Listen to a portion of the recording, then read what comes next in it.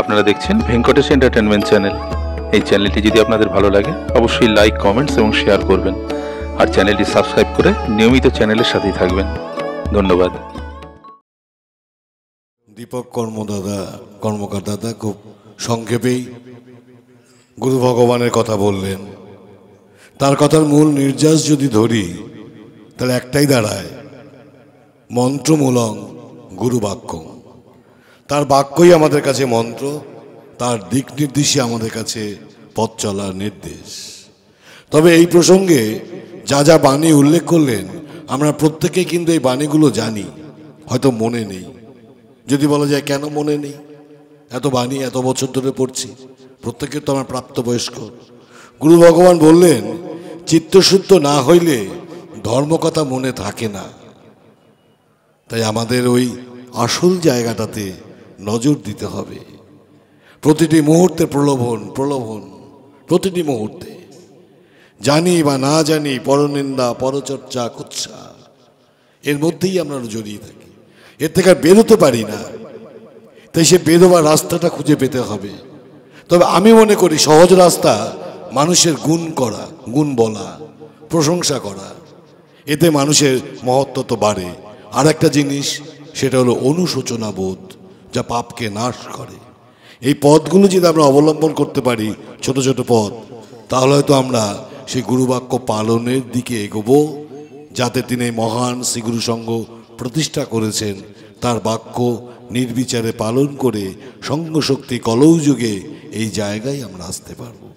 আমাদের পরবর্তী বক্তা আমাদের বেনারস শাখা আশ্রম থেকে এসছেন, দীর্ঘদিন বাইরে ছিলেন, বাংলাদেশে সদ্য এসছেন, শ্রদ্ধেয় স্বামী অভেদানন্দ সরস্বতী মহারাজ। তার কাছ থেকে আমরা কিছু গুরু কথা শুনে নেব।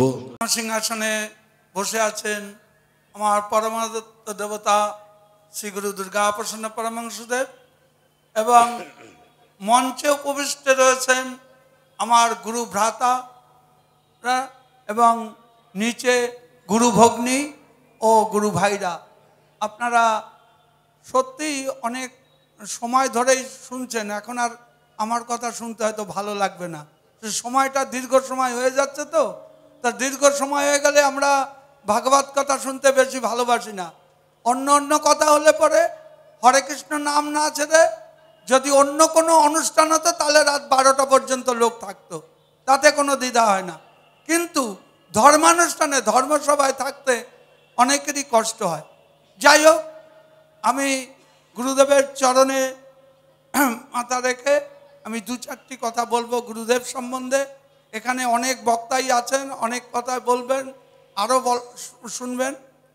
আমি বলছি যে আমরা যাকে স্মরণ করছি, শ্রী গুরু দুর্গা প্রসন্ন পরমহংসদেব, তিনি কোথার থেকে আসলেন, কে তিনি, এটা আমাদের জানবার প্রয়োজন। অনেকে জানি, আবার দীক্ষা নিয়েছি, অনেকে জানি না। তাই গুরুদেবের পিতা উমাচরণ চক্রবর্তী রাজাপুর গ্রাম থেকে, বাংলাদেশ রাজাপুর, সেখান থেকে তিনি আমাদের, আমি এখন যেখানে আছি কাশীধাম, সেই কাশীধাম গিয়ে 1 মাস তিনি ধর্ণা দিয়েছিলেন বাবার কাছে, বাবা বিশ্বনাথের কাছে। এবং 1 মাস ধর্ণা দেওয়ার পরে বাবা বিশ্বনাথ সন্তুষ্ট হয়ে উমাচরণ চক্রবর্তীকে বলেন, উমাচরণ তুমি আমার কাছে বর চাও। বলছে, বাবা বর কি চাইব, বর যদি দিতে হয় তুমি আমার পুত্র রূপে আমার সংসারে আবির্ভূত হবে। বলছেন তথাস্তু। শুভ দিনে শুভক্ষণে, রাস পূর্ণিমার শুভ দিনে শুভক্ষণে গুরুদেব চিন্তামণির কোলে আবির্ভূত হলেন। গুরুদেব কিন্তু জন্মগ্রহণ করেননি। আপনারা অনেক সময় ভুল করেন, গুরুদেব জন্মগ্রহণ করেছেন। নট, গুরুদেব কখনো জন্মগ্রহণ করেননি, গুরুদেব আবির্ভূত হয়েছেন। তাই এইটাই সবসময় বলবেন, গুরুদেবের আবির্ভাব উৎসব। জন্ম উৎসব অনেকে বলে ফেলেন, আমি অনেক জায়গায় ঘুরেছি তো দেখেছিলাম। তাই আবির্ভাব উৎসব। এইখানেও আজকে এই যে আপনারা বসে আছেন, আজকে 60 বছর প্রতিপূর্ণ হলো, আরো কত বছর যাবে তার ঠিক নেই। এত সুন্দর পরিবেশ, এত সুন্দরভাবে তারা সাজিয়েছেন। আপনাদের এটা হচ্ছে বৃন্দাবন, আপনাদের বৃন্দাবনে যেতে হবে না। এই যে আপনারা সবাই এখানে উপস্থিত হয়েছেন, এইটাই হচ্ছে বৃন্দাবন। এই বৃন্দাবনে সবাইকে মেলার জন্য গুরুদেব এই বাৎসরিক একটা উৎসব প্রত্যেক মাসে প্রত্যেক শাখা সংঘকে দিয়ে গেছেন। এই যে আমরা মিলিত হয়েছি সবাই একসঙ্গে, চাঁদের হাট বসেছে এখানে, এইটা গুরুদেব খুব আনন্দ পাচ্ছেন। ওই যে রত্ন সিংহাসনে বসে আছেন, বসে বসে হাসছেন। আপনারা গুরুদেবের দিকে লক্ষ্য করুন, দেখতে পারবেন তার হাসির মুখখানা, তার যদি মন প্রাণ দিয়ে তাকে দেখেন তাহলে দেখতে পারবেন। তাই বলছি, গুরুদেবের যখন আবির্ভূত হলেন রাজাপুর গ্রামে বাংলাদেশে, তখন বিশিষ্ট বিশিষ্ট যারা মহান ব্যক্তি, সাধু সন্ন্যাসী, তারা 6 দিনের দিন গুরুদেবকে দেখতে গেছিলেন উমাচরণ চক্রবর্তীর বাড়িতে। গিয়ে তারা যখন দেখে তার পদচিহ্নে 2 পায়ে 8টা চিহ্ন ছিল, যা নারায়ণের ছিল তাই আমার গুরুদেবের কাছে ছিল। তাই আমার গুরুদেবকে এখন আর আপনাদের বুঝতে অসুবিধা হবে না। গুরুদেব স্বয়ং নারায়ণ, গুরুদেব স্বয়ং শিব। তাই গুরুদেবকে একা পূজা করলে সব পূজা হয়ে যায়। আমি অনেকবারই বাংলাদেশ থেকে আরম্ভ করে 1 মাস বাংলাদেশ থেকে আসলাম, সবে আসলাম পরশুদিন।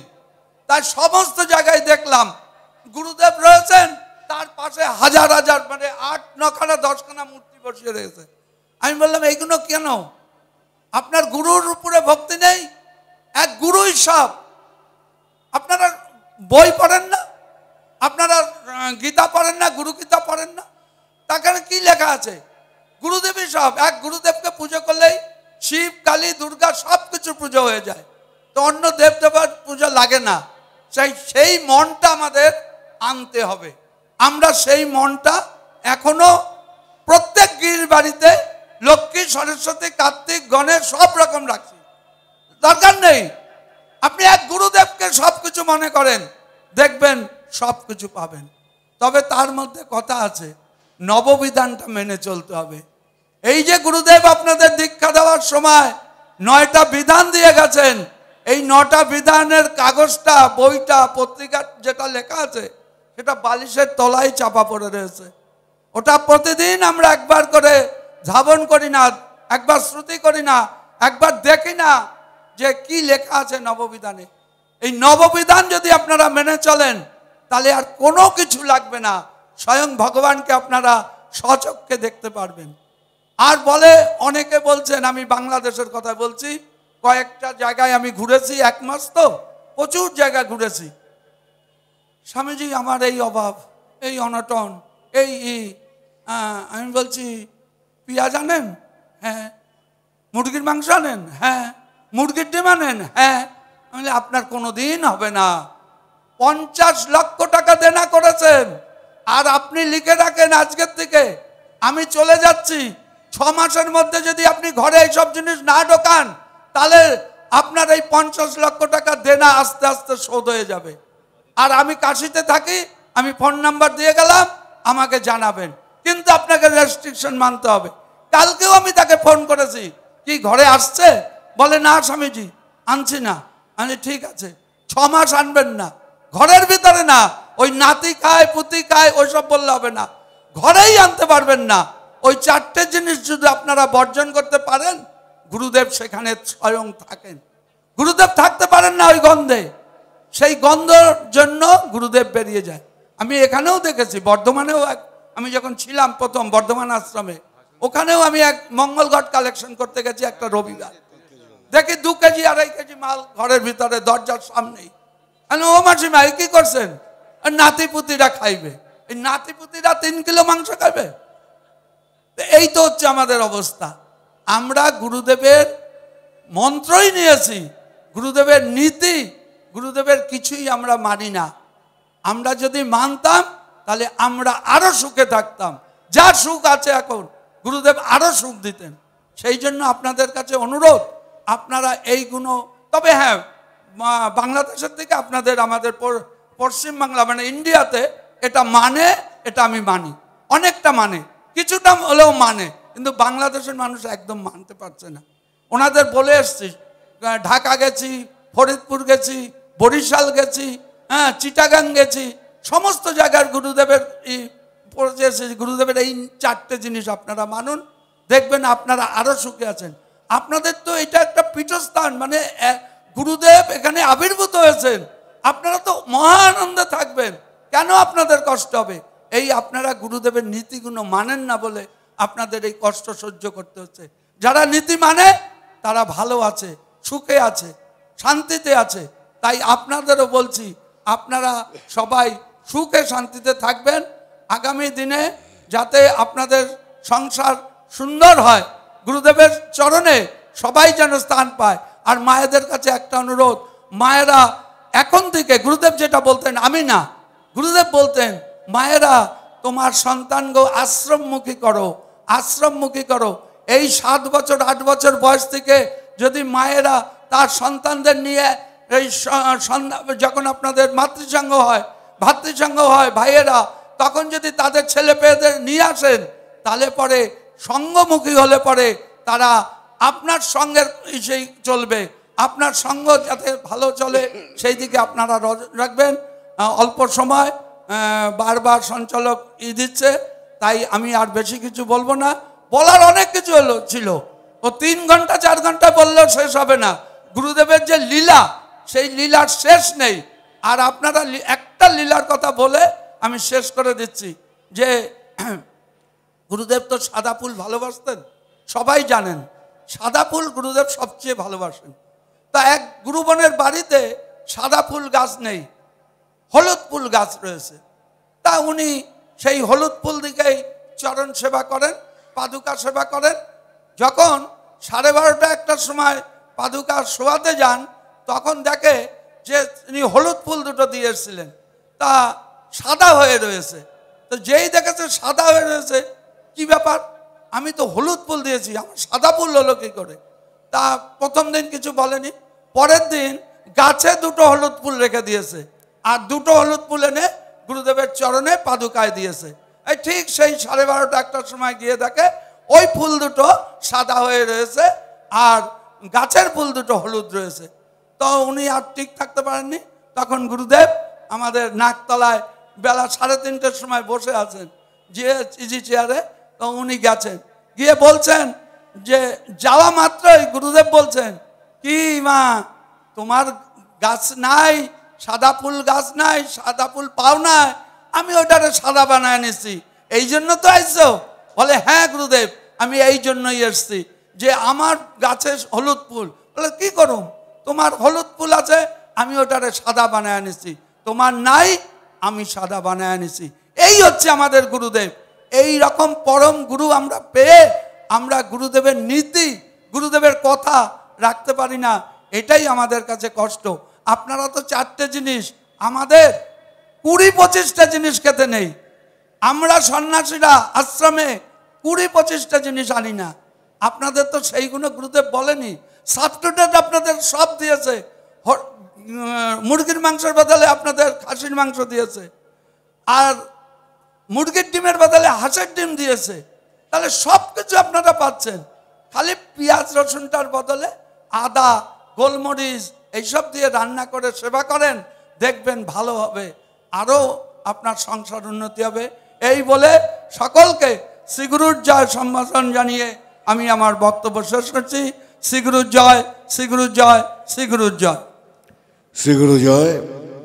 স্বামী অভেদানন্দ সরস্বতী মহারাজ কতগুলি বিষয় তিনি স্মরণ করিয়ে দিলেন, যে আমরা যেন প্রত্যেকটা মুহূর্তে গুরু স্মরণ করে চলি। ধ্যানের মূল বিষয়বস্তু, অর্থাৎ ধ্যান মূল অঙ্গুরু মূর্তি, সে কথা তিনি বললেন। তিনি প্রসঙ্গক্রমে এটাও বললেন যে উমাচরণ দেবের কথা বললেন কাশী বিশ্বনাথের কাছে।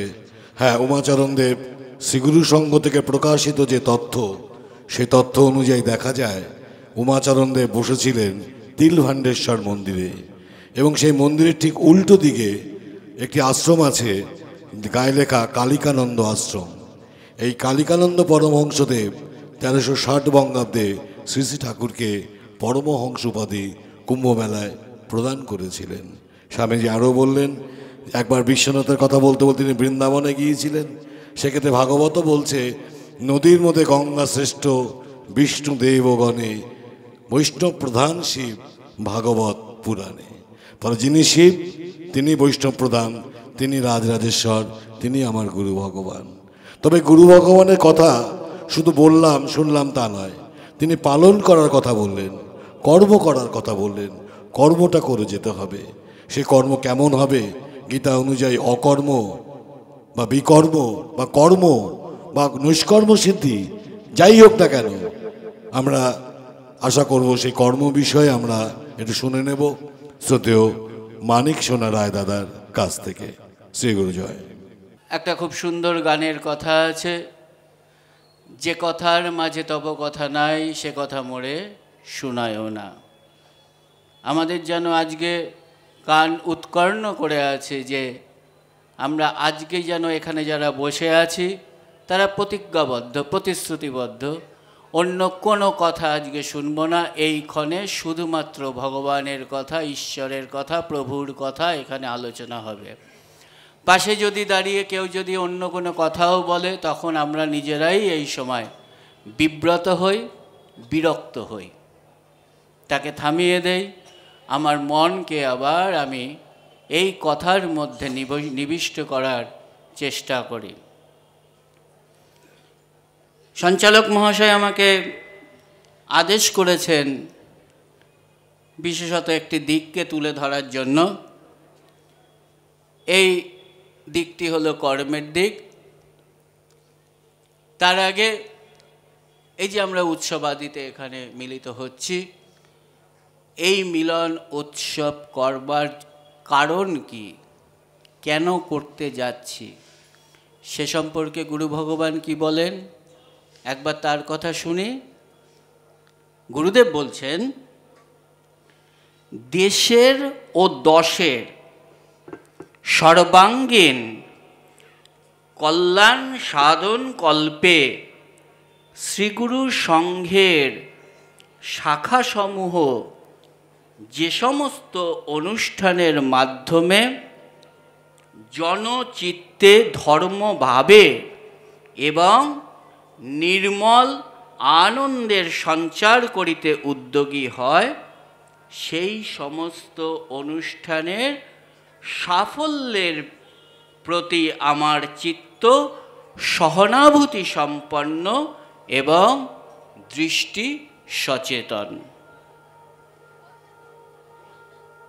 এই যে ভগবান আমাকে এখানে নির্দেশ করলেন, দেশের এবং দশের সর্বাঙ্গীন কল্যাণ সাধন কল্পে এই শাখাসমূহ, যে সমস্ত আজকে যেরকম খর্দা, রহরা, পানশিলার শাখা সংঘের যে অনুষ্ঠান, সেখানে আমাদের কি করতে হবে? ধর্মচিত্তের ভাব সঞ্চার করতে হবে। কেন করতে হবে? সেই কথা আমাদের এখানে আমাদের উৎসবের তরফ থেকে, উৎসব কমিটির পক্ষ থেকে গুরু ভগবানের একটা বিশিষ্ট বাণী আমাদের হাতে তুলে দিয়েছেন। খুব সুন্দর বাণী। গুরুদেব এখানে বলছেন,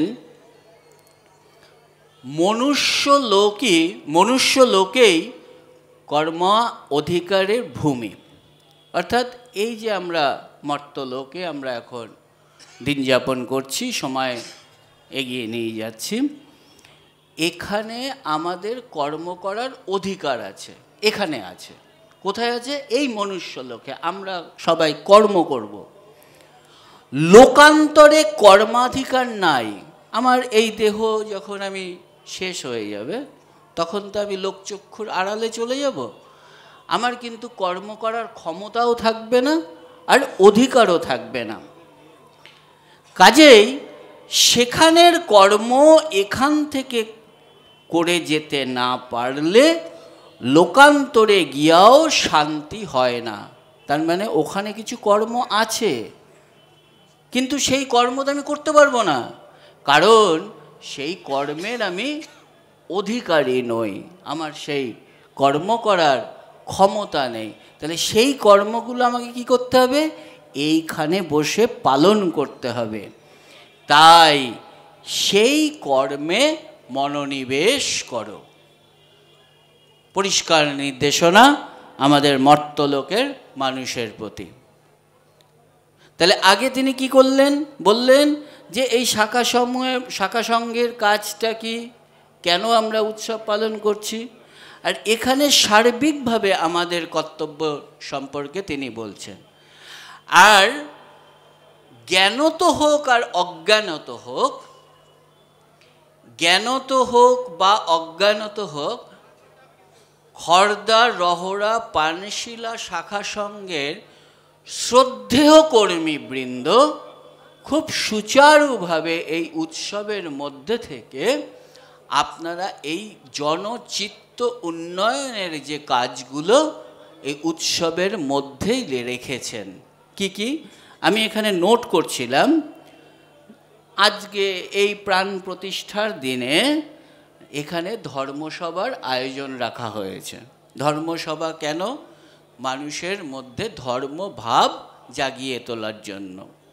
দুটো পক্ষ এখানে আছে, একটা পক্ষ কিছু বলছেন, একটা পক্ষ কিছু শুনছেন, দুটোই কিন্তু কর্ম। অর্থাৎ এই কণ্ঠস্বর থেকে যা বেরোচ্ছে সেটাও যেমন একটি কর্ম, আপনাদের কর্ণগোচর যেটা হচ্ছে, যে কানে যেটা প্রবেশ করছে সেটাও কিন্তু একটা কর্ম।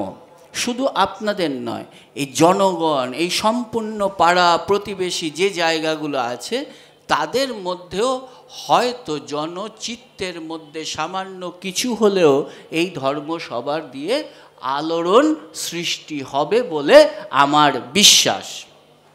এরপরে কি করলেন তারা? মহতী ধর্মসভা আগামীকাল ওনারা কতগুলো বাহ্যিক কর্ম রেখেছেন, যেমন যারা আর্থিক দুস্থ অনগ্রসর তাদেরকে কম্বল দান করবেন। এছাড়া তার পরের দিন এই হাসপাতালে ফল ইত্যাদি বিভিন্ন বিতরণ করবেন এবং সেবামূলক কাজ করবেন। আর একেবারে অন্তিম দিনে, অন্তিম লগ্নে মহাপ্রসাদ বিতরণ করা হবে। এগুলো বাহ্যিক কর্ম। আর আধ্যাত্মিক কর্ম করবার জন্য ওনারা কি করলেন? সাথে সাথে নামযজ্ঞের আয়োজন করলেন, লীলা কীর্তন পরিবেশনের ব্যবস্থা করলেন।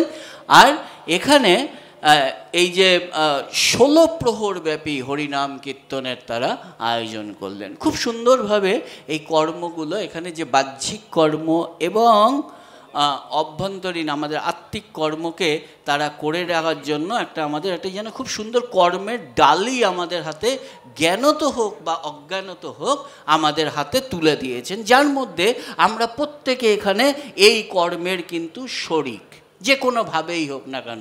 এখানে উপস্থিত, এখানকার অনুপস্থিত কর্মী যারা আর্থিক সহায়তা করেছেন, যারা শারীরিক কায়িক শ্রম প্রদান করেছেন, যারা মানসিকভাবে কোনো রকম পরামর্শ দিয়ে সাহায্য করেছেন, তারা প্রত্যেকে এখানকার এই কর্মের তারা শরিক। এখন এই কর্ম তো আমরা করলাম, এই কর্ম কেন করলাম? এই কর্ম কেন করলাম? দুটো কারণ হতে পারে।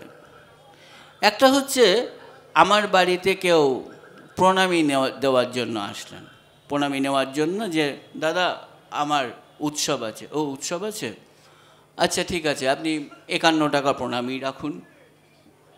হঠাৎ আমার গিন্নি আমার কানে কানে বলল, এই না না, ওটাকে 101 টাকা করে দাও, ছেলের পরীক্ষা আছে না, ছেলের পরীক্ষা আছে তো। এই যে ছেলের পরীক্ষার জন্য যে বাকি 50 টাকা বেড়ে গেল, এখানে কিন্তু আমার কামনা বাসনা জড়িয়ে গেল। আমার এই কাজটা নিষ্কাম কর্ম হলো না। আমি কেন প্রণামী দিলাম? কারণ এই উৎসব আমার। এই উৎসব আমার মানে কে? আমার প্রভুর উৎসব। প্রভুর উৎসব মানে প্রভু এবং শ্রীগুরু সংঘ এক ও অভিন্ন। আর প্রভু আমার মধ্যে মন্ত্ররূপে প্রতিষ্ঠিত। তাহলে আমি এবং শ্রীগুরু সংঘ এবং শ্রী শ্রী গুরুদেব সবাই কিন্তু এক ও অভিন্ন। তাহলে উৎসবটি কার? গুরুদেবের। উৎসবটি কার? শ্রীগুরু সংঘের। উৎসবটি কার? আমার। গুরুদেব এই জন্য ধর্ম সম্পর্কে একটা খুব সুন্দর কথা বলেছেন, কর্তব্য বোধে কর্মকে করাকেই ধর্ম বলে। আমার কর্তব্য এই উৎসব সম্পূর্ণ সাফল্যমণ্ডিত করে তুলতে হবে, এটা আমি অন্য কোনো কামনা বাসনা এর মধ্যে রাখব না। আমি আসছি সেই প্রসঙ্গ কামনা বাসনা বা ইত্যাদি সম্পর্কে। শ্রীমদ্ ভাগবত গীতাতে নিত্য কর্ম হিসেবে 3টে বিষয়কে চিহ্নিত করা হয়েছে। একটা হলো দান, একটা হলো তপস্যা এবং আরেকটি হলো যজ্ঞ। আমার এই কথাগুলো আপনারা একটু ধৈর্য ধরে মন দিয়ে শুনবেন। আমার এখানে বিশ্বাস অধিকাংশ মানুষ শ্রীগুরু সঙ্গ আশ্রয়ী এবং যারা নববিধানকে মান্যতা দিয়ে আমাদের শ্রীগুরু সঙ্গের বিভিন্ন ক্রিয়াকলাপের সাথে যুক্ত। কিন্তু আমার এ বিশ্বাসও আছে তাদের মধ্যে এই সম্পর্কে অনেক কিছু ভ্রান্ত ধারণা তাদের মতো করে তারা তৈরি করে নিয়েছেন। আমি কিছু কথা আমি উপস্থাপনা করছি, আপনাদের যদি আমার যুক্তি ভালো লাগে গ্রহণ করবেন, না ভালো লাগলে বর্জন করবেন। আপনাদের উপরে কিন্তু এটা কোনো বাধ্যবাধকতার ব্যাপার নেই। আমার কথাগুলো যদি আপনার মনে হয় যে ইনি যৌক্তিকতার সাথে কথা বলছেন, তাহলে এই কথাগুলো আপনারা গ্রহণ করবেন, না হলে আপনারা বর্জন করবেন। তাহলে শ্রীমদ্ ভাগবত গীতাতে কি বলছেন? 3টে কর্ম নিত্য ক্রিয়া। নিত্য ক্রিয়া মানে, এবং শুধু নিত্য ক্রিয়া মানে হচ্ছে প্রতিদিন কর্ম করতে হবে। এই 3টে কি কি? দান, তপস্যা এবং যজ্ঞ। আমরা শ্রীগুরু সংঘাশ্রয়ীরা অত্যন্ত ভাগ্যবান। গুরুদেব যেভাবেই হোক আমাদেরকে ওই নববিধান দিয়ে এই 3টে কর্মের সাথে তিনি যোগদান করিয়ে দিয়েছেন। আর এই 3টে কর্ম যে দান, যজ্ঞ এবং তপস্যা, এই 3টে কর্ম নিষ্কাম কর্ম হওয়া উচিত। এর মধ্যে কোনো কামনা বাসনা ইত্যাদি কিচ্ছু থাকবে না। তাহলে আমার কথাগুলো আবার আমি বলছি, একটু মন দিয়ে শ্রবণ করবেন। আমি বলছি যে আমাদের নিত্য কর্ম, শ্রীমদ্ ভগবদ গীতায় ভগবান শ্রীকৃষ্ণ বলছেন কোনো অবস্থাতেই নিত্য কর্ম ত্যাগ করা যাবে না। আমার কথা না, ভগবানের কথা। তিনি বলছেন কোনো অবস্থাতেই এই 3টে বিষয় ত্যাগ করা যাবে না। গুরুদেব আমাদের বলছেন যে বাবা, মঙ্গল ঘটের সেবা করো। মঙ্গল ঘটকে নিয়ে আমাদের অনেক অদ্ভুত অদ্ভুত ধারণা আছে। এটা আমি যখন মঙ্গল ঘট কর্মী হিসেবে ছিলাম সেই সময় বহু প্রশ্নের সম্মুখীন হতাম, এবং এখনও অনেকের মধ্যে বিভিন্ন রকম প্রশ্নের সম্মুখীন হই। আমি 2টো প্রশ্ন এখানে উত্থাপন করছি। আচ্ছা দাদা, একাদশীর দিন কি মঙ্গল ঘট সেবা করা যাবে? সুন্দর প্রশ্ন। কেন প্রশ্নটা উঠছেন? গুরুদেব বলছেন যেদিন তুমি অন্ন গ্রহণ করবে সেদিন অন্নের অগ্রভাগ মঙ্গল ঘটে রাখবেন। এবার আমাদের সমস্যাটা হচ্ছে, কেন এই প্রশ্নটা আসছে? না দাদা, আমি তো একাদশী করি, আমি তো অন্ন নেই না, তাইলে কি আমি মঙ্গল ঘট সেবা করব? হ্যাঁ, করবেন। অন্ন মানে কিন্তু চাল নয়।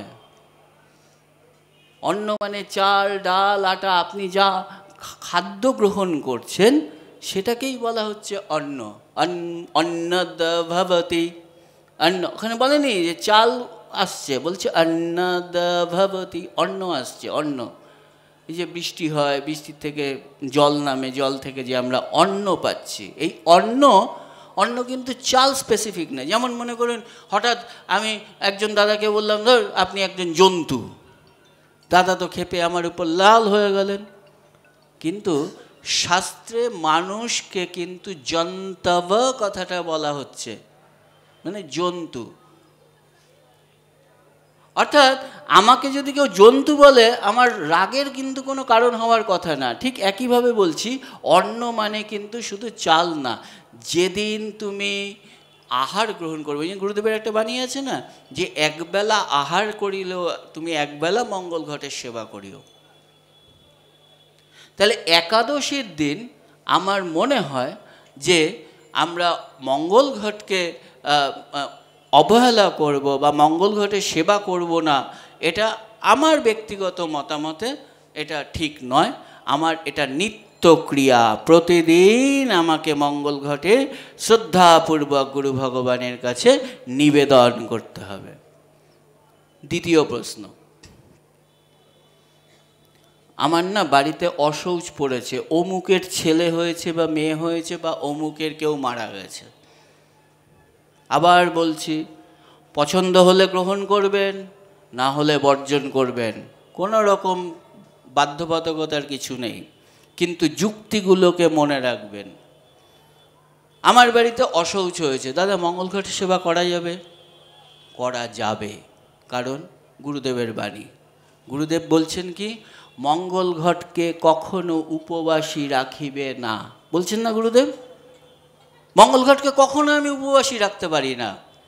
আচ্ছা, গুরুদেব কি জানতেন না যে আমাদের এই সংসারে জননা শৌচ আসবে, মরণা শৌচ আসবে? এগুলো কি ভগবান জানতেন না?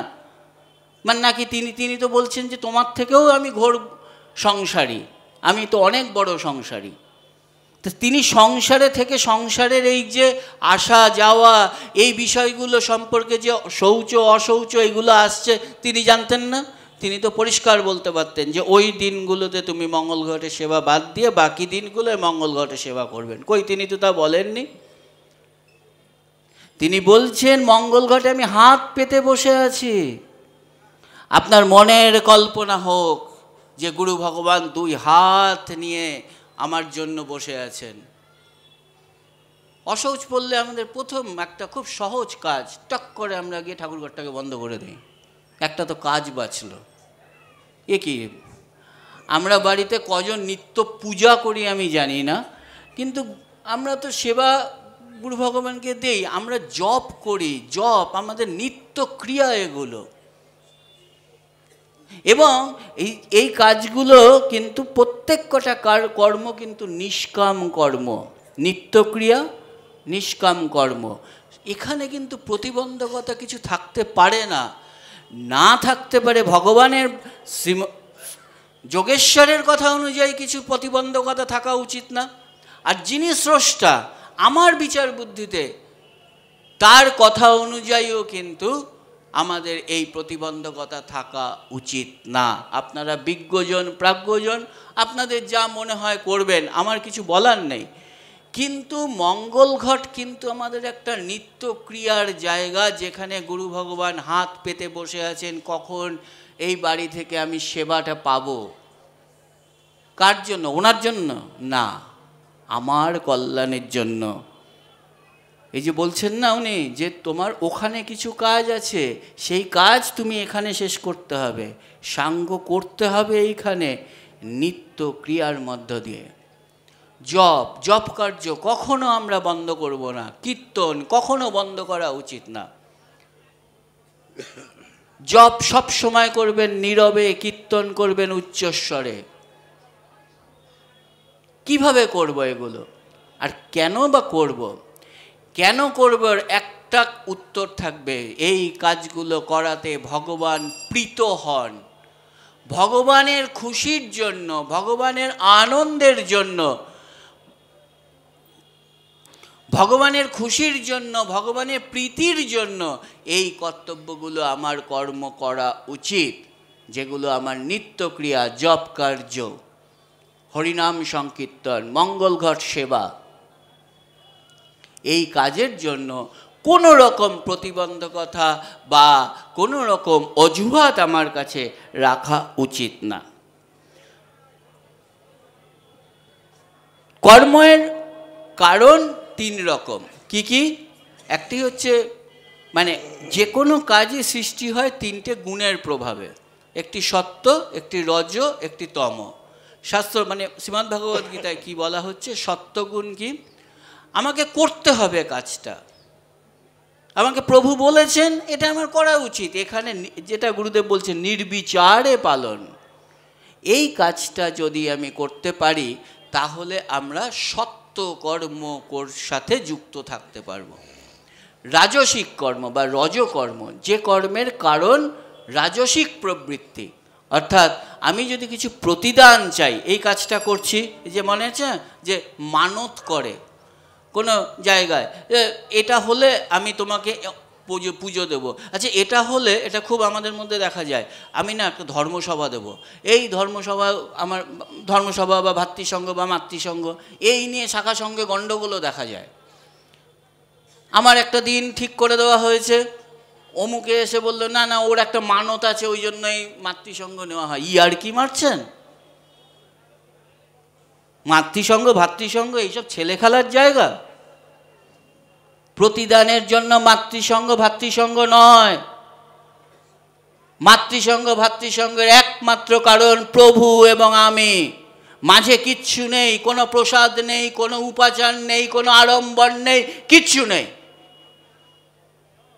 প্রভু এবং আমি, উনি যা যা করতে বলেছেন সেই সেই কাজগুলো করব। এর মধ্যে আমার ছেলের চাকরি আসে, মেয়ের বিয়ে আসে, স্বামীর সুস্থতা আছে, স্ত্রীর সুস্থতার ব্যাপার আসে, কিচ্ছু আসে না। নিষ্কাম কর্ম, কোনো কামনা বাসনা থাকবে না, রাজসিক প্রবৃত্তি যেন ওই কর্মে না থাকে, তাহলে বিশ্বাস করেন ভ্রাতৃসংঘ মাতৃসংঘে সফল হয় কি না, অন্তত আমি এই ছোট অবস্থায় আমি বলতে পারবো না। নিষ্কাম কর্ম, কোনো কাজের মধ্যে যদি প্রতিদান রাখেন তাহলে সেই কাজ হয় না। আর শেষ কারণ হচ্ছে তমগুণ। তমগুণ দিয়ে সৃষ্ট যে কর্ম আসে, সেই কর্মে কি হয় সেটা বলছে শাস্ত্রবিহিত কর্মকে আমরা বলি তমগুণ বা তমকর্ম, যার মধ্যে শাস্ত্রের কোনো বালাই নেই, আমার নিজের ইচ্ছা মতো ও আমার চেয়েছে। এই যে মহারাজ এইমাত্র বললেন না খাদ্য সম্পর্কে, ও আমার আত্মা চেয়েছে আমি খেয়েছি। এই ভাই, আত্মা তুমি দেখেছো? কে আত্মা? আত্মা চেয়েছে তুমি খেয়েছো, ওটা তোমার অজুহাত, সেটা আলাদা, কিন্তু আমার আত্মা চেয়েছে আমাকে ওটা খেতে হবে। তম প্রবৃত্তির জন্য যে কর্ম সৃষ্টি হয়, সেই কর্ম বলা হচ্ছে জঘন্য বৃত্তিস্থা। শ্রীমদ্ ভাগবত গীতায় বলছেন তমকর্ম সবচেয়ে খারাপ। তাহলে সত্যকর্মই আমাদের পক্ষে করা উচিত, ওই ভ্রাতৃসংঘ মাতৃসংঘ এবং মঙ্গলঘর সেবার মধ্য থেকে, যার মধ্যে কোনো রকম দান প্রতিদান থাকবে না। আমরা গৃহস্থ মানুষ, কিছু আমরা রাজসিক কর্ম করি, এই ব্যাপারে যতই বড় বড় কথা বলি না কেন অস্বীকার করার জায়গা নেই। কিছু রাজসিক কর্ম আমাদের আসবেই, কোনো অসুবিধা নেই, কিন্তু কোনো অবস্থাতেই যেন আমি শাস্ত্র যে কাজ করতে না করেছে বা শাস্ত্র যে কাজ করতে বলেছে সেই সম্পর্কে ধারণা নিয়ে আমরা এই কাজ যেন করি, তমকর্মে যেন আমরা আকৃষ্ট না হই। গুরু ভগবানের সেই বাণীটিকে আমরা স্মরণ করব। শাস্ত্রই আমাদের প্রমাণ, শাস্ত্রই আমাদের চোখ। সুতরাং শাস্ত্রকে মান্যতা দিয়ে আমাদের শ্রীগুরু সংঘের যদি আমরা সমস্ত কাজ করতে পারি সুচারুরূপে, তাহলে মনে হয় আমাদের এই শ্রীগুরু সংঘের আসার সার্থকতা। শ্রীগুরু সংঘ অনেক বৃহৎ, আমি তার ন্যূনতম অংশীদার যদি হতে পারি, সেটাই আমার কাছে এই দুর্লভ মনুষ্য জন্মের সার্থকতা। সবাই ভালো থাকুন, সবার মঙ্গল হোক। শ্রীগুরু জয়, শ্রীগুরু সংঘের জয়, সাধারণ ভক্ত শিষ্যের জয়। শ্রীগুরু জয়, শ্রীগুরু জয়, শ্রীগুরু জয়। উ বা সু শব্দটা এখানে তিনি প্রয়োগ করেননি। সংস্কার, এই যে আমাদের জন্ম বারে বারে আসা, তার প্রারব্ধ কর্মের ফলে আসা, সংস্কার নিয়ে আসি। দেখা যায় যে যেটা আমরা দেখতে পাই, কোনো ছেলে তথাকথিত পৈতাধারী হয়তো ব্রাহ্মণ নয়, কায়স্থ যাকে আমরা বলি, কিন্তু অদ্ভুতভাবে সুচারুভাবে সে কিন্তু দেবালয়ের কাজ বা পুজোর কাজ সুন্দরভাবে সে সমাপন করে। তার এই করার প্রবণতা এলো কোথা থেকে? তার জন্মান্তর সেই সংস্কার তাকে ওই কাজটার মধ্যে তাকে নিজের অজান্তে টেনে নিয়ে যায়। তাই আমরা যেন প্রতিটি মুহূর্তে এই ভাবনা চিন্তাগুলি মাথায় রাখি, যেটা মানিক সোনা ভাই বলল, যে প্রত্যেকটা ক্ষেত্রে একটা যুক্তি, অন্ধবিশ্বাস নয়, যুক্তির উপর দাঁড়িয়ে আমরা সব কিছু চিন্তা ভাবনা করব, আলোচনা করব, বিচার বিশ্লেষণ করব। আমাদের পরবর্তী বক্তা শ্রীগুরু সংঘ পরিচালন সমিতি থেকে এসছেন শ্রদ্ধেয় বিশ্বরূপ রায় দাদার কাছ থেকে আমরা পরবর্তী ভাষণাঞ্জলি আমরা শ্রবণ করব।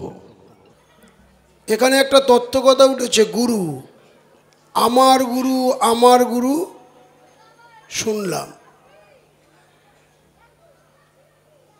গুরু কোনো মূর্তি নয়, গুরু হচ্ছে জ্ঞান। সকলার গুরুই আমার গুরুই সকলার গুরু। গুরুর মধ্যে ভেদ নেই। আমরা বলতে পারি না আমার গুরুই বড়, এটা শিষ্য, সবার শিষ্যরা বলে গুরুকে বড় করার জন্য। গুরু তো একজনই, এক এক রূপ ধরে এক একজন এসছে। আমরা যেরকম আমার গুরু বলে প্রচার করছি, আবার নিগমানন্দ সরস্বতী মহারাজের যদি আমরা কোনো ধর্মসভায় যাই, তারাও বলবে আমার গুরু। আবার যদি ভোলাগিরি আশ্রমে যাই, সেও বলবে আমার গুরু। কিন্তু আমার গুরু কি বলেছে, সব গুরু নিয়ে সেটাকে বলি। উনি আমাকে শিক্ষা দিলেন, তোমরা 5 জন একত্রে হলে বলো ওর গুরু বড়, আমার গুরু ছোট। যদি তোমরা এই করো, গুরুতর অপরাধের কথা। গুরু সকলার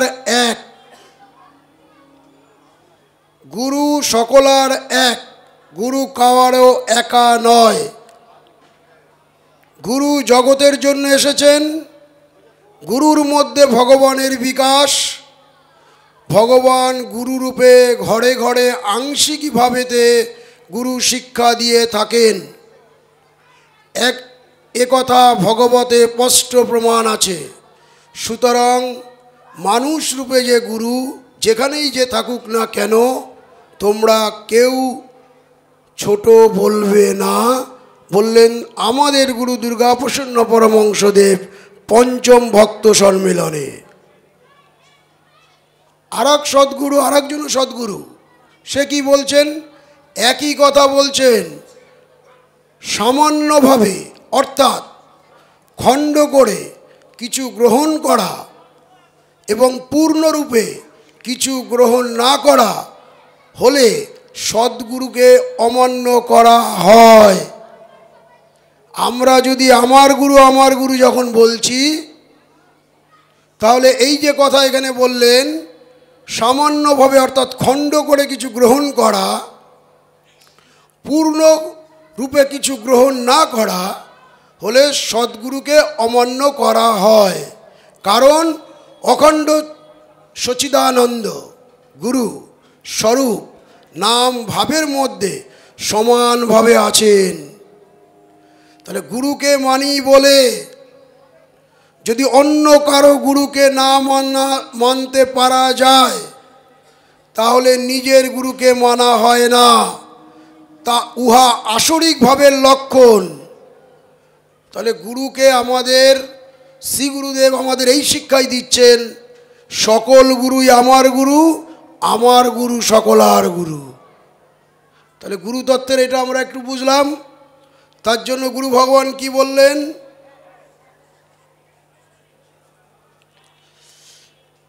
শিষ্য কি ভক্ত কি তৃতীয় লোক, যে কেউ হোক না কেন আমাকে যে স্মরণ করে সে দেখা পায়, আমি তাহাকে ভুলি না। এই বাণীটা নিয়ে একটু প্রশ্ন করছি আপনাদের। আমার গুরু করছি আমরা সবাই, আর গুরুদেব কি বলছে? কি শিষ্য হলে আমাকে যদি কেউ হাত ধরে নিয়ে যায় শ্রীগুরু আশ্রমে, আমাকে চিনিয়ে দেবেন এই গুরুদেব, এইটা হচ্ছে নাকতলা আশ্রম, এরকম দেখতে। আমি শিষ্য বলে জানতে পারলাম যে দুর্গাপ্রসন্ন পরমহংসদেব এরকম দেখতে, এখানে দীক্ষা দেওয়া হয়, এরকম একটা আশ্রম আছে। ভক্ত যদি হয়, সেই ভক্ত ওই শিষ্যর হয়তো হাত ধরে গেল, বা এই যে আমরা অনুষ্ঠান করছি এই অনুষ্ঠানে যোগদান দিয়ে সে ভক্ত হলো। সে চিনতে পারলেন যে সদ্গুরুর এখানে অনুষ্ঠান হচ্ছে, উনি সদ্গুরু, ওনাকে দেখতে এরম এরম জটা আছে। কিন্তু তৃতীয় ব্যক্তি কি করে স্মরণ করবে আপনাকে? যে আপনাকে চেনে না, জানে না, যার সঙ্গে আপনার সম্পর্ক হয়নি। তাহলে কি গুরুদেব বাণীটা ভুল দিলেন? তাহলে কি গুরুদেব এই বাণীটা ভুল দিলেন? তৃতীয় ব্যক্তি যে জানে না, বোঝে না, দেখেনি আপনাকে, কি করে স্মরণ করবে? বাণী তো ভুল। তৃতীয় ব্যক্তিটা চিনবে কি করে? যদি এখন আপনাকে আমি বলি যে আমেরিকাতে একজন বসে আছেন অমুক জায়গায়, আমি জায়গায় গেলাম না, আমি তাকে নামও জানি না, তাকে ছবিতেও দেখিনি, তাহলে চিনব কি করে? আর তার স্মরণটা কি করে করব? প্রশ্নের উত্তর আছে আপনাদের কাছে? আমি বিশ্বরূপ রায়, এই যে আমি আপনার সামনে এসছি, আমাকে দেখছেন বলে চিনতে পারছেন। যদি এমনি নামটা দিয়ে দিই যে বিশ্বরূপ রায়, অনেক লোক দাঁড়িয়ে আছে, খুঁজে নিয়ে আসুন তো। যদি কেউ চেনা পরিচয় না থাকে, বিশ্বরূপ রায়কে আইডেন্টিফাই করতে পারবেন? পারবেন কি? পারবেন না তো। তাহলে তৃতীয় ব্যক্তি, গুরুদেব বলছে তৃতীয় ব্যক্তি যে আমাকে স্মরণ করবে। গুরুদেবের কথা তো ঠিক। শ্রীগুরু সঙ্গটা কি এটা আগে বুঝুন। আমরা ভাবছি নাকতলা আশ্রমটাই শ্রীগুরু সংঘ, তার 13টা ব্রাঞ্চ আছে, এটাই শ্রীগুরু সংঘ। আর এই যে আমরা শিষ্যভক্ত হয়ে যে নাম গান করছি, এরা সব শ্রীগুরু সংঘের লোক। এই লোকগুলোকে, এই শিষ্যকে গুরুদেব উদ্ধার করে নিয়ে যাবে। আমাদের সবাইকে গুরুদেব দেখছে, ওই পাড়া প্রতিবেশী যারা আছে আশেপাশে, তাদের আমাদের গুরুদেব দেখে না, কারণ তারা মঙ্গলঘাট দেয় না, মাসিক প্রণামী দেয় না, তারা উৎসবে প্রণামী দেয় না, এদের গুরুদেব দেখে না। ওই তৃতীয় ব্যক্তি তো। আগে এইটা ভালো করে একটু বুঝি, শ্রীগুরু সংঘটা কি।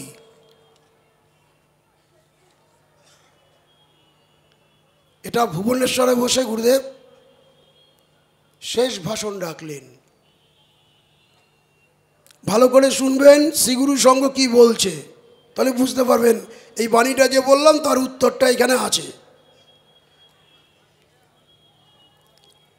এবার রাত্র বেশ হয়েছে বাবা, তোমাদের কষ্ট হচ্ছে, এখন আর একটা কথা শেষ সময় তোমাদের বলে যাই। এরপরে আর গুরুদেব ভাষণ রাখেননি। কি বললেন? তোমরা আমার দীর্ঘায়ুর জন্য পরম পিতা ভগবানের চরণে প্রার্থনা করিয়াছ। কারা করেছে? স্বয়ং ভগবানকে রক্ষা করার জন্য তার শিষ্যভক্তরা তারই চরণে প্রার্থনা। আমরা কোথায় প্রার্থনা জানাবো? উনি হচ্ছে আমাদের মালিক, উনি আমাদের রক্ষা করে, আবার আমরা ওনাকে রক্ষা করার জন্য আমরাই ওনার চরণে প্রার্থনা জানাচ্ছি। সেটা আবার ভগবান নিজেই বলছেন। এটা তোমাদের পক্ষে স্বাভাবিক, কিন্তু আমাকে জ্যান্ত রাখার ওষুধ তোমাদের দিয়াছি। গুরুদেব কি বললেন? আমাদের জ্যান্ত রাখার ওষুধ তোমাদের দিয়াছি। সেটা কি? এই সংঘ। এবার কথাগুলো ফলো করুন। এই সংঘ শ্রীগুরু সংঘ যখন স্থাপন করিয়াছি, তখন আমাকে জ্যান্ত রাখার ওষুধ তোমাদের দিয়াছি। আমি বলছি এই শ্রীগুরু সংঘ আমি সত্যের উপর স্থাপন করিয়াছি। আমরা শুনতে শুনতে কান পচে গেছে, কিন্তু মর্মে ঢোকে নাই। শ্রীগুরু সংঘ কি? সত্যের উপর প্রতিষ্ঠিত। সত্য, সেবা, নীতি, ধর্ম, 4টা স্তম্ভের উপর প্রতিষ্ঠিত। এটা আমরা প্রচুর জায়গায় শুনেছি, আমাদের মুখস্থ হয়ে গেছে। আর গুরুদেব কি বললেন? সত্য, সেবা, নীতি, ধর্ম, এই 4টি স্তম্ভের উপর স্থাপন করিয়াছি, এর ক্ষয় নাই। মানে সত্য, সেবা, নীতি, ধর্ম এটা আমার মধ্যেই স্থাপন করেছে। আমি যদি এই সত্য, সেবা, নীতি, ধর্ম পালন করতে পারি প্রতি মুহূর্তে, তাহলেই উনি আমার মধ্যে জ্যান্ত থাকবে। তাই বলছেন, আর এই শ্রীগুরু সঙ্গ আমার প্রাণ। কোন শ্রীগুরু সঙ্গ? বলো শ্রীগুরু সঙ্গ আমার প্রাণ। প্রথম বললেন, কে বললেন? যে আমাকে বাণী দিচ্ছে সেই বলছে যে শ্রীগুরু সঙ্গ আমি বলিনি, আপনি বলেননি। গুরুদেব নিজে নিজেকে বলছে এই শ্রীগুরু সঙ্গ আমার প্রাণ। যে শ্রীগুরু সঙ্গর জন্য প্রাণ দেবে, কি প্রাণ দেবেন? এই জীবনটা গিয়ে ওইখানে দেবেন? এই সত্য, গুরুদেব হচ্ছে সত্য, যেখানে সেখানে ভগবান। তো উনি নিজেকে নিজে বলছে শ্রীগুরু সঙ্গ আমার প্রাণ, এই সত্য হচ্ছে ওনার প্রাণ। তাই প্রথম সত্য সেবা নীতি ধর্ম যে বললেন, এই সত্য হচ্ছে ওনার প্রাণ ভোমরা। এই দেহ থেকে মিথ্যা বললে এই দেহে আর থাকে না। তাই সত্যাশ্রয়ী যত হবেন গুরু কৃপা তত বুঝতে পারবেন।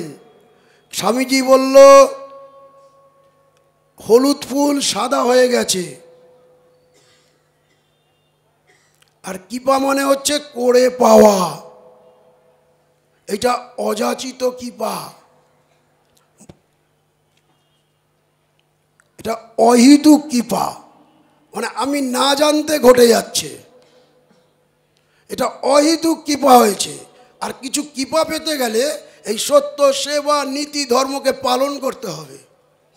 এই সত্যতার সময় আছে। তাই বললেন সত্য সেবা নীতি ধর্ম, এই শ্রীগুরু সঙ্গ আমার প্রাণ। এই শ্রীগুরু সঙ্গের সেবা করবা, শ্রীগুরু সঙ্গকে জ্যান্ত রাখিবা, আমি তার সঙ্গে জ্যান্ত থাকব, তার সঙ্গে। কথাগুলো মনে করবেন। শ্রীগুরু সঙ্গকে জ্যান্ত রাখতে গেলে সত্যাশ্রয়ী হতে হবে আগে। তাহলে বলল আমি তার সঙ্গে জ্যান্ত থাকব, এমনকি সে আমার সঙ্গে কথা বলতে পর্যন্ত পারবে। আমাকে যা দেবে তা আমি পাবো, সেবা করালে আমি সেবা করব, আমি তো তোমাদের সেবা গ্রহণ করেছি। তাহলে গুরুদেব কি বললেন? শ্রীগুরু সঙ্গ, সত্য সেবা নীতি ধর্ম। আমরা এখানে যত কথাই শুনি তার মান্যতা দেই না বলে আজকে আমাদের দুঃখ কষ্ট। গুরুদেব একটা জায়গায় বললেন সংসারী লোকদের কেন দুঃখ কষ্ট? তারা সত্য মিথ্যা বিচার করে না। আর কি করে? গুরু কথা নির্বিচারে পালন করছি না। আমরা এখানে অনেকেই আছি, কোনো গুরুর কথা উঠলে পড়ে সেটা যদি আমার ব্যক্তি স্বার্থে আঘাত লাগে তাহলে সেটাকে নিয়ে আমরা বিচার সভা বসাই। আর সেটা যদি ব্যক্তি স্বার্থে আঘাত না লাগে সেটা অন্য লোককে পালন করার জন্য ঘেঁটি ধরে মানানোর চেষ্টা করি। এই দুটো চরিত্র আমাদের মধ্যে প্রকট। ধরেন আমি ভালোবাসি মিষ্টির প্যাকেট নেব সম্মেলন করে এসে, বা সভা সমিতি করে, বা ভাতৃসংঘ মাতৃসংঘের শেষে বড় প্যাকেট একটা চাই। এটার পক্ষেই কিন্তু শ্রীগুরু সঙ্গের লোক বেশি।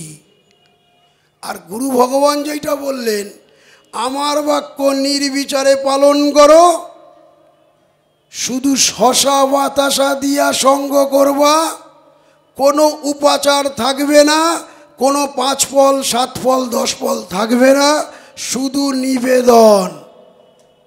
এইটা দাদা মানা যায় না এখনকার যুগে না। তখন বলেছিলেন। আবার এইটুক যার শক্তি নেই, এইটুক যার বুদ্ধি নেই, সে আবার বলছি উনি টিকালজ্ঞ, আমার এপারের ওপারে দুপারের ভার নিয়েছে। উনি বুঝতে পারছেন না শ্রীগুরুর সঙ্গে লোক বড় লোক হবে। এই বিচারটা দয়া করে করবেন না। যদি শ্রীগুরু সঙ্গের কৃপা লাভ করতে চান, এই দেহ আজকে আছে, মরে যাবে, আবার আসবো, মরবো, আবার আসবো। একে যদি মানুষ করতে চান, গুরু বাক্য নির্বিচারে পালন করার চেষ্টা করুন। কোনো দাদার কাউর মতামত না নিয়ে নিজে গুরু বাক্যের উপরে সরল বিশ্বাসে পালন করার চেষ্টা করুন। গুরুদেব কি বললেন? আমার বাক্য মতো শিষ্যগণ যেখানে চলিতেছে না, আমার কাজের ফল সেখানে দর্শিবে না। আর একটা কি বললেন? তোমরা রাজসিক তামসিকভাবে যে সকল সৎকর্ম করো, এই যে উৎসবে যারা খাটছেন, প্রচুর পরিশ্রম যারা করেছেন, তারা সৎকর্মই করেছেন। কিন্তু গুরু ভগবান বলছেন, তোমরা রাজসিক তামসিকভাবে যে সকল সৎকর্ম করো, তাহা এই বিপদকালে উপকার হবে না। এই যে দেখছেন বাহ্যিক ক্রিয়া, মানিক সোনাই বললেন যে একটা বাহ্যিক একটা আধ্যাত্মিক, এই যে অনুষ্ঠানটা হয়েছে এর খুব গুরুত্ব আছে। কখন জানেন? গুরুদেবের বাণীটা পড়ি তাহলে বুঝতে পারবেন। বলছে, কোনো এক আধ্যাত্মিক লক্ষ্যে পৌঁছাই বাহ্যিক অনুষ্ঠানের মুখ্য উদ্দেশ্য। এই যে আমরা সঙ্গ করি, এই যে আমরা উৎসব করি, এইটা যে করছি, এটার মেন উদ্দেশ্য হচ্ছে আমরা আধ্যাত্মিক লক্ষ্যে পৌঁছাবো। সেটা কি? নিজেকে নিজে চেনা, জানা, বোঝা। সেখানে বললেন, এটা বললেন ষষ্ঠম ভক্ত সম্মেলনে। সেখানে কি বলে দিলেন? যে কোনো এক আধ্যাত্মিক লক্ষ্যে পৌঁছাই বাহ্যিক অনুষ্ঠানের মুখ্য লক্ষ্য, সেই লক্ষ্যে না পৌঁছানো অবধি বাহ্যিক অনুষ্ঠানের পূর্ণ সার্থকতা আসে না। তাই অনেকের মুখে শোনা যায়, 40 বছর সঙ্গ করলাম দাদা, কিছু বুঝতে পারলাম না। দাদা, এ তো 40 বছর কেন 50 বছর মধ্যে আমি উৎসব করে যাই, কিন্তু কিছুই বুঝতে পারলাম না। মানুষ হতে পারে, খালি আক্ষেপ। আমাদের প্রতিটা লোকের সঙ্গে কথা বলেন, প্রতিটা লোক খালি আক্ষেপ করে যাবে, কিছু হলো না, কিছু হলো না, কিছু হলো না। একটু চেঞ্জ করুন, দেখবেন হয়ে যাচ্ছে, হয়ে যাচ্ছে, হয়ে যাচ্ছে, খালি বলতে থাকবেন। কি বলবেন? মানারটা চেষ্টা করুন। কম জানুন,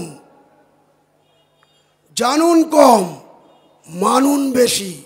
গুরু ভগবান যে যে কথা বলেছেন টোটো সেই কথা মানার অভ্যাস করেন, দেখবেন সেদিন থেকেই আপনার জীবন পরিবর্তন হতে শুরু করেছে। তাই কি বললেন? সেই লক্ষ্যে না পৌঁছে পর্যন্ত এর সার্থকতা নেই। সেই লক্ষ্যটা কি? গুরুদেব বললেন, ষড়রিপু, পঞ্চজ্ঞানেন্দ্রিয়, মন, বুদ্ধি, অহংকার, এই পাঁচটাকে আত্মবশে নিয়ে, মানে নিজের ভিতরে নিজেকে নিয়ে যদি এই বাহ্যিক জ্ঞানগুলো করা যায়, এই বাহ্যিক ক্রিয়া যদি করতে পারেন, তাহলেই আপনার কাজ সিদ্ধ হবে, না হলে হবে না। কারণ আমরা একটা সাইড করছি আর একটা সাইড করছি না, সেটা বিধির বিধান, বিধি আর বিধান। যেখানে কাজ দিয়েছে সেখানে একটা করে বিধান দিয়েছে গুরুদেব।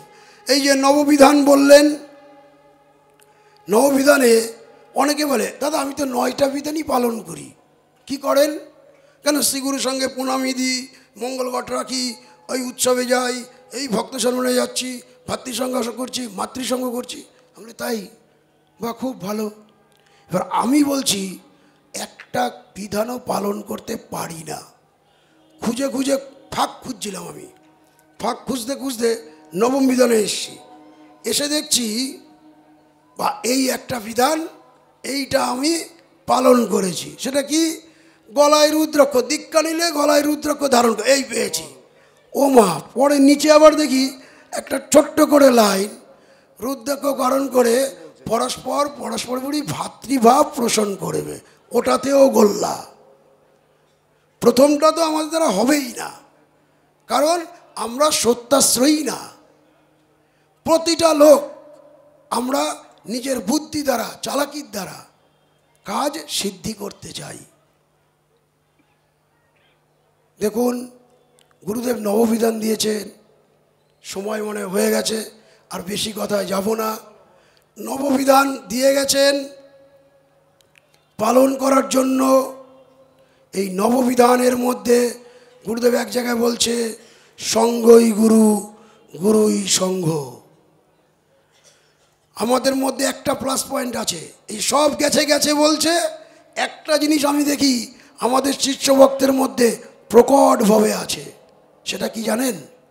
এখনো আছে। আশ্রম যা বলবে তা আমরা মান্যতা দেব। এই একটা জায়গায় কিন্তু গুরু ভাইরা এসেছে, কিছু সংখ্যক লোক আছে সেটাকে মান্যতা দেয় না। কিন্তু 100 জনের মধ্যে এখানে পার্সেন্টেজ ধরা যায় 80 জন এখনও আছে।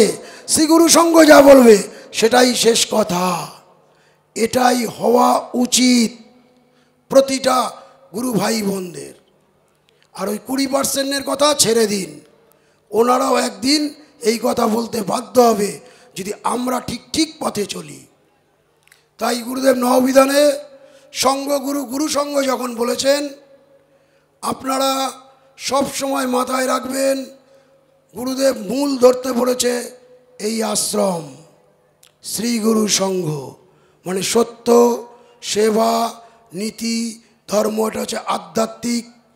আর জাগতিক বা এই যে বাহ্যিক যে অনুষ্ঠান করে আমরা সবাই সম্মিলিত হয়েছি, এই সম্মিলিতের মূল গোড়া হচ্ছে সেই শ্রীগুরু সঙ্ঘ নাকতলা আশ্রম। এই আশ্রমকে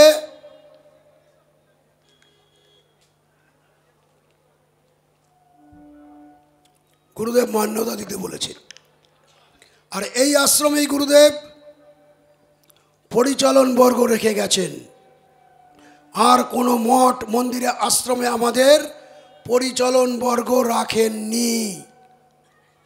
সঙ্গই গুরু, গুরু সঙ্গ যে কথা বলছেন তাকে যদি পূর্ণ মান্যতা দিতে হয় তাহলে এই নাকতলা আশ্রমকে দিতে হবে।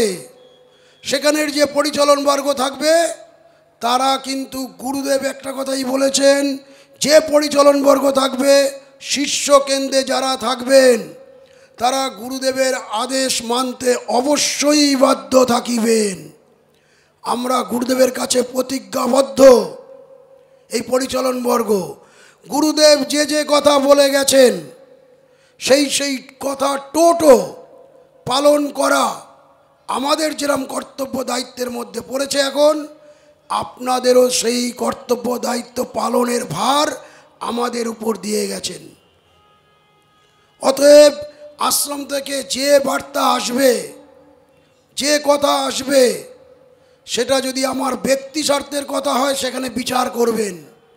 গুরুদেব এই কথাও বলে গেছেন, শ্রীগুরু সঙ্গ তোমাগো তোমরাও আর বিচার করিতে পারো। সেই বিচারটা কি? সত্য আর মিথ্যার বিচার।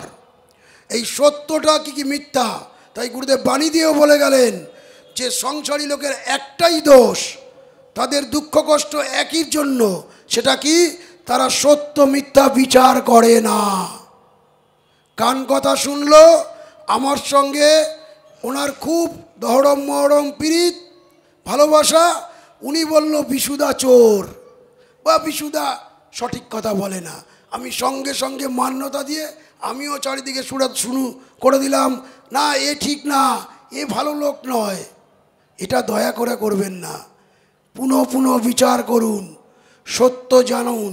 সত্য জেনে যদি আমরা কোনো ব্যক্তি স্বার্থে কাজে লাগাই, সেটার প্রতিবাদ করার কথা, সেটার সংশোধন করার কথা গুরুদেব আপনাদের কাছেও রাইট দিয়ে গেছে।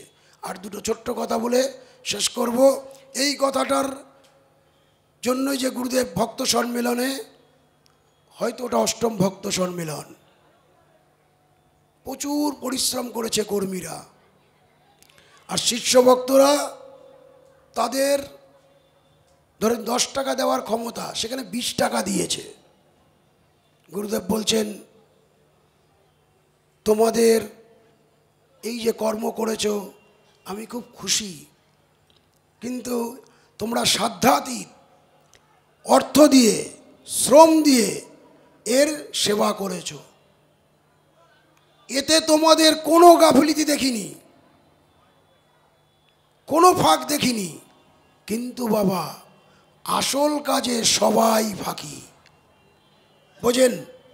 এদিকে বলছে শ্রীগুরু সঙ্গের কর্মই ধর্ম, যে কর্মের কথা বললেন মানিক সোনা, তাহলে সেই কর্ম যদি ধর্ম হয়, গুরুদেব বললে তোমরা অর্থ দিয়ে, কর্ম দিয়ে, শ্রম দিয়ে সব দিয়েছ, আমি খুশি। আবার সেই গুরুদেবই বলছে আসল কাজে সব ফাঁকা। কেন বলেন তো? ওই যে প্রথমে বললাম, ওই কর্মটা তমগুণ রজগুণ মিশ্রিত থাকায় ওটা কামনা বাসনা যুক্ত হয়ে গেছিল বলেই ওই কর্মে ফাঁক এসে গেছে। ওটা যদি কামনা বাসনা শূন্য হতো, ওটা যদি নিষ্কাম কর্ম হতো, তাহলে গুরু প্রীত হতেন। আমাদের একটা লক্ষ্য রাখতে হবে, গুরুদেব কিসে প্রীত হন, আমি কিসে প্রীত হই সেদিকটা ভুলে যান, তাহলেই আপনি মনে আনন্দ পাবেন। তাই আর বেশি কথা বাড়াবো না, অনেকক্ষণ বসে আছেন, আর বেশি কথা বললে শুনতেও ভালো লাগবে না। তাই এখানেই আমার গুরু কথা বিশ্রাম দিলাম।